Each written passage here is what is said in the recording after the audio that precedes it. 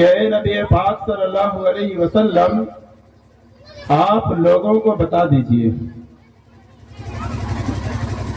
قل هو الذی انشأکم کہ ہم نے اسے پیدا کیا وجعل لکم السمع والابصار والافئدہ پھر ہم نے اسے سننے کے لیے کان، دیکھنے کے لیے آنکھیں اور سوچنے سمجھنے کے لیے دل و دماغ عطا کیا۔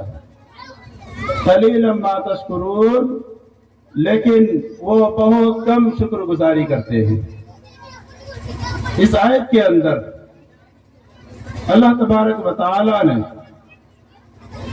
لوگوں کو یہ نصیحت کی ہے، یہ پیغام دیا ہے کہ ہم نے انسانوں کو صرف پیدا کر کے یوں ہی نہیں چھوڑ دیا۔ اللہ تبارک و تعالی نے اس دنیا کے اندر بے شمار مخلوقات کو پیدا کیا، لیکن ان تمام مخلوقات میں سب سے بہتر اللہ تبارک و تعالی نے انسان کو بنایا۔ اللہ تبارک و تعالی کہتا ہے لَقَدْ خَلَقْنَا الْإِنسَانَ فِي أَحْسَنِ تَقْوِيمٍ کہ ہم نے انسان کو سب سے بہتر انداز میں پیدا کیا۔ وہ دیکھنے کے اعتبار سے، بولنے کے اعتبار سے، سننے کے اعتبار سے، سمجھنے کے اعتبار سے ایک انسان اگر غور کرے، فکر کرے تو اسے یہ بات سمجھ میں آئے گی کہ ایک انسان دنیا کے اندر تمام مخلوقات سے الگ ہے اور سب سے بہتر ہے۔ تو اللہ تبارک و تعالی نے جو انسان کو بہتر بنایا ہے یہ کس وجہ سے کہ اللہ تبارک و تعالی نے اسے سننے کے لیے کان دیا، دیکھنے کے لیے آنکھیں دی ہیں، سوچنے اور سمجھنے کے لیے دل و دماغ عطا کیا ہے۔ ایک انسان، فرض کیجئے ایک انسان ہے، اگر اس کے پاس سننے کی صلاحیت نہیں ہے تو وہ کتنی چیزوں سے محروم رہ جاتا ہے۔ اسی طریقے سے اگر اس کے پاس دیکھنے کے لیے آنکھیں نہیں ہیں تو وہ دنیا کی چیزوں کو اور دنیا کو وہ دیکھ نہیں سکتا۔ وہ محسوس کر سکتا ہے، سن سکتا ہے، لیکن دیکھ نہیں سکتا۔ اور اسی طریقے سے اگر اس کے پاس دل و دماغ صحیح نہیں ہے تو پھر یہ دنیا دیکھنے کے باوجود، سننے کے باوجود پھر وہ دنیا کا استعمال نہیں کر سکتا، دنیا کی چیزوں کا صحیح استعمال نہیں کر سکتا۔ آپ دیکھیے جو انسان پاگل ہو جاتا ہے، جس کا دماغ کام نہیں کرتا ہے، پھر وہ انسان کہاں بیٹھتا ہے، کیا بولتا ہے، کیا کھاتا ہے، کیا پہنتا ہے، کیسے رہتا ہے، اس کو اس بات کا شعور نہیں ہوتا اور وہ یہ چیزیں صحیح طریقے سے کر نہیں پاتا۔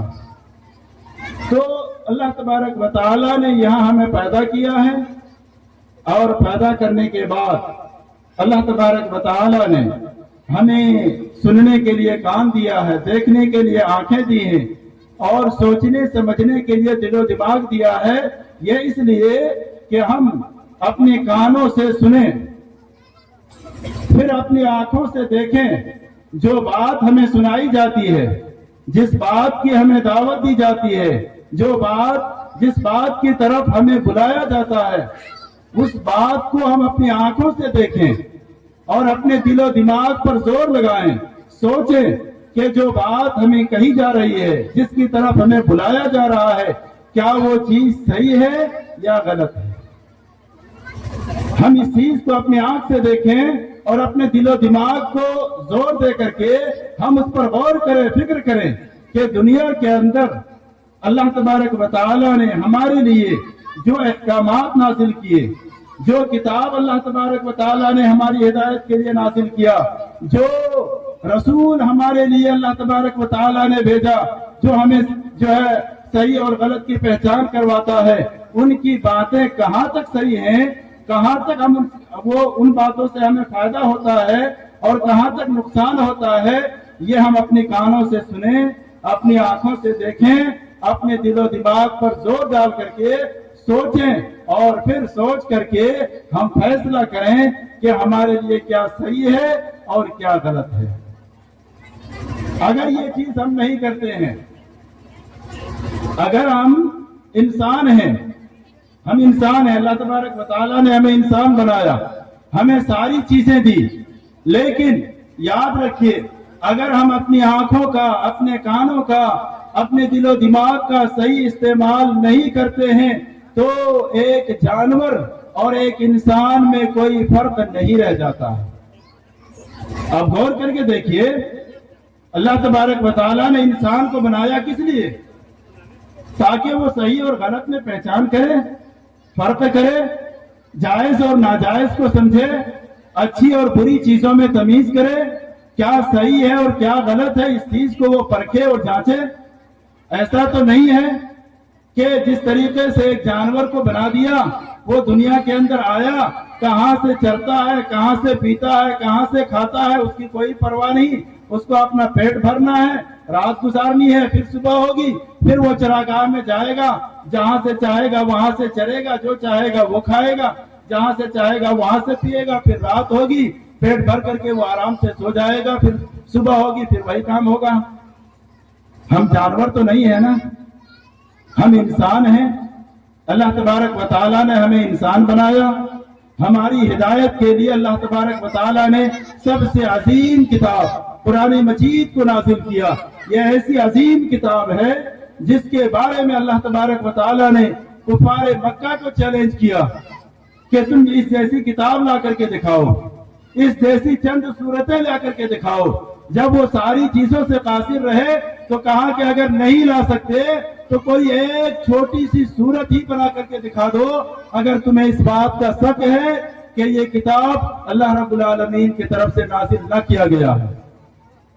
تو یہ کتاب اللہ تبارک و تعالیٰ نے ہمیں دیا ہے، کسے؟ تمام انسانوں کو، ہدی للناس، یہ تمام انسانوں کے لیے کتاب ہے، اور تمام انسانوں میں خصوصاً ان لوگوں کے لیے یہ کتاب مشعل راہ ہے، اور ان لوگوں کو یہ کتاب فائدہ دیتی ہے جو ایمان والے ہیں، جو ایمان والے ہیں۔ ایمان والے کون؟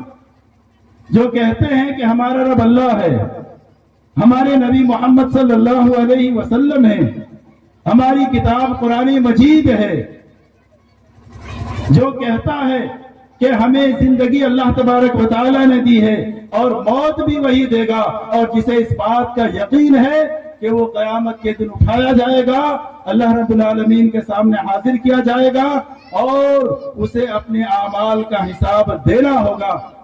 جو ان باتوں پر یقین رکھتا ہے اس کے لیے یہ ضروری ہے کہ وہ اللہ رب العالمین کی کلام پر غور کرے۔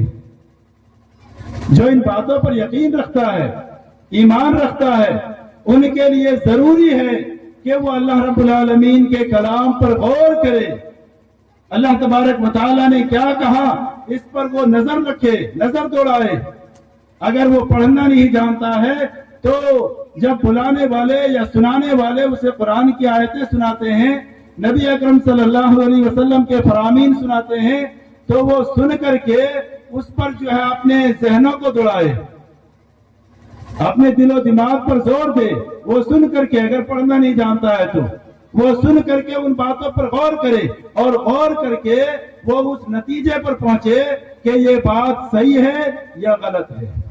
کیوں؟ اس لیے کہ اللہ تبارک و تعالیٰ نے آپ کو دماغ دیا ہے سوچنے سمجھنے کے لیے۔ آپ جانور تو نہیں ہے نا، ایک انسان ہے، اور انسان ہے تو آپ کے لیے سوچنا اور سمجھنا ضروری ہے۔ اگر یہ نہیں کرتے ہیں تو پھر یاد رکھیے، جس دنیا کے اندر آپ سانس لے رہے ہیں، جہاں آپ گھر بنائے ہیں، جہاں آپ جو ہے زمینیں خریدے ہیں، جہاں آپ کاروبار کرتے ہیں، کھیتیاں کرتے ہیں، یہ زمین بھی اللہ رب العالمین کی ہے۔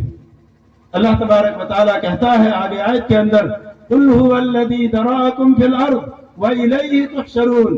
آپ انہیں بتا دیجئے، اللہ تبارک و تعالیٰ کہتا ہے اے نبی پاک صلی اللہ علیہ وسلم، آپ لوگوں کو بتا دیجئے کہ ہم نے ہی اسے زمین کے اندر پھیلایا ہے۔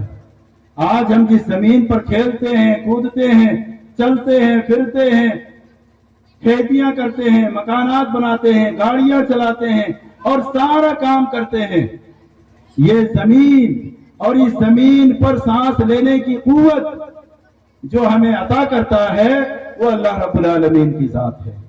اور یاد رکھیے وہ اللہ رب العالمین کہتا ہے وَإِلَيْهِ تُحْشَرُونَ، تم سب کو اسی رب العالمین کی طرف لوٹ کر کے جانا ہے. یہ جو زمین ہے، یہ دنیاوی زندگی ہے، یہ عارضی ہے. جیسے کہ آپ نے ابھی فضیلت الشیخ حافظ شہاب الدین سلفی صاحب سے سنی تقریر میں، آپ نے اپنی باتوں میں بتایا کہ یہ دنیاوی زندگی عارضی ہے، یہاں کسی کے لیے بقا نہیں ہے. ہر شخص کو اس بات کا یقین ہے، یہ جانتا ہے کہ ہم سے پہلے بہت سارے لوگ آئے، انہوں نے اس دنیا کے اندر بڑے بڑے مکانات بنائے، بڑی بڑی زمینیں خریدی، بڑے بڑے کھیت و کھلیان بنائے، اور پھر اپنی کچھ دنوں کی زندگی گزار کر کے دنیا سے چلے گئے. آج ان کا نام لینے والا بھی کوئی نہیں ہے. بڑے بڑے زمیندار ہمارے علاقے میں گزرے ہیں، آج دیکھیے ان زمینداروں کا نام لینے والے کتنے ہیں. بڑے بڑے مکانات بنانے والے، بڑے بڑے کھیت و کھلیان بنانے والے ہمارے علاقے میں بھی گزرے ہیں، ان کے نام لینے والے کتنے ہیں.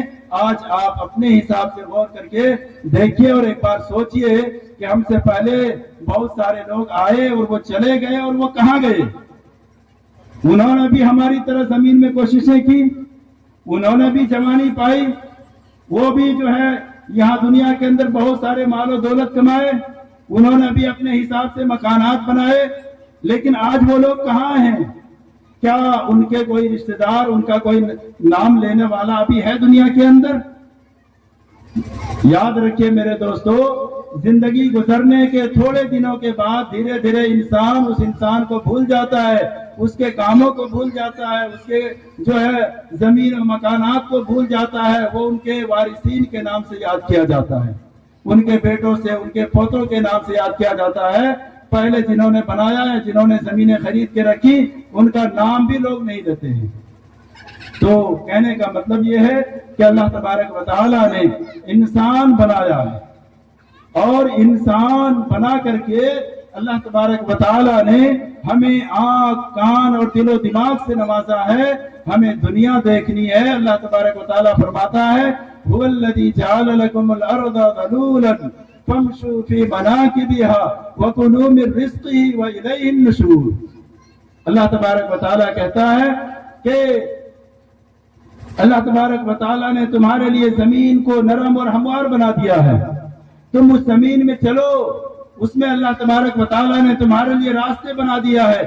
تم اس میں دور دراز تک جاؤ، زمین کے کناروں تک پہنچو، اور پھر دیکھو کہ اللہ تبارک و تعالیٰ نے کیسے کیسے بڑے بڑے پہاڑ، بڑی بڑے جھرنے، بڑا بڑا سمندر، بڑی بڑی ندیاں، یہ ساری چیزیں کیسے اللہ تبارک و تعالیٰ نے بنایا. یہ چاند، یہ سورج جو اپنے حساب سے چلتا ہے، یہ تارے، یہ آسمان، یہ کیسے اللہ تبارک و تعالیٰ نے بنایا ہے. ان چیزوں پر غور کرو، اور غور کر کے تم یہ سوچو کہ ان چیزوں کا پیدا کرنے والا کون ہے. کیا کوئی انسان سورج کو بنا سکتا ہے؟ چاند کو بنا سکتا ہے؟ یہ بڑے بڑے سمندر کو بنا سکتا ہے؟ تم غور کرو، اور اگر تمہیں اس بات کا یقین ہو جائے کہ نہیں بنا سکتا ہے تو تم اللہ رب العالمین کی تخلیق پر غور کر کے اس پر ایمان لاؤ اور اس کے بتائے ہوئے راستے پر چلو. یاد رکھیے، انسان اس دنیا کے اندر آتا ہے، اللہ رب العالمین کے احکامات کو بھلا دیتا ہے، اس کے رسول کی تعلیمات کو بھلا دیتا ہے. آج دنیا کی اکثریت تو اللہ رب العالمین کو بھول چکی ہے، لیکن جو نام نہاد مسلمان ہیں، اللہ اور اس کے رسول کا نام لینے والے ہیں، ان میں سے بھی بہت تھوڑے لوگ ہیں جو اللہ اور اس کے رسول کے نام کو لیتے ہیں صحیح طریقے سے. ورنہ ان میں سے بھی اکثر لوگ اللہ اور اس کے رسول کے نام کو صحیح طریقے سے لیتے بھی نہیں. صحیح طریقے سے لینے کا مطلب یہ ہے کہ اللہ اور اس کے رسول کی تعلیمات کو یاد نہیں کرتے ہیں، اس کے مطابق اپنی زندگی گزارنے کی کوشش نہیں کرتے ہیں. لیکن یاد رکھیے، یہ دنیاوی زندگی جب تک ہے، آپ کو نہیں اس بات کا اندازہ ہوگا کہ ہماری زندگی کی حقیقت کیا ہے. اللہ تبارک و تعالیٰ نے ہمیں دنیا کے اندر پیدا کیوں کیا ہے، ہمیں دنیا کے اندر کرنا کیا ہے اور چھوڑنا کیا ہے، اس بات کا اندازہ بہت کم ہی لوگوں کو ہوتا ہے. لیکن یاد رکھیے اللہ تبارک و تعالیٰ فرماتا ہے اپنے کلام مجید کے اندر ان الذین قالوا ربنا اللہ ثم استقاموا تتنزل علیہم الملائکہ الا تخافوا ولا تحزنوا وابشروا بالجنۃ التي کنتم توعدون۔ اللہ تبارک و تعالیٰ کہتا ہے کہ بے شک وہ لوگ جنہوں نے کہا کہ ہمارا رب اللہ ہے، ان الذین قالوا ربنا اللہ، جنہوں نے کہا کہ ہمارا رب اللہ ہے، ثم استقاموا، پھر اسی پر ڈٹے رہے، اسی پر جمے رہے، اللہ رب العالمین کے تقاضوں کو پورا کرتے رہے، اس کی تعلیمات پر عمل کرتے رہے، تتنزل علیہم الملائکۃ الا تخافوا ولا تحزنوا، تو ایسے لوگوں کے پاس فرشتے آتے ہیں، ایسے لوگوں کے پاس فرشتے آتے ہیں اور کیا کہتے ہیں؟ تم خوف نہ کرو اور غمگین نہ ہو۔ کب آتے ہیں فرشتے ان کے پاس؟ جب ایسا انسان اپنی موت کے قریب پہنچتا ہے، موت بالکل اس کے سرہانے ہوتی ہے، تب اس کے پاس فرشتے آتے ہیں اللہ رب العالمین کی جانب سے، اور وہ فرشتے اسے کہتے ہیں اللہ تخافوا ولا تحزنوا، تم خوف نہ کرو، غمگین نہ ہو، وابشروا بالجنۃ التي كنتم توعدون، اور اس جنت کی بشارت لے لو جن کا دنیا کے اندر تم سے وعدہ کیا جاتا تھا۔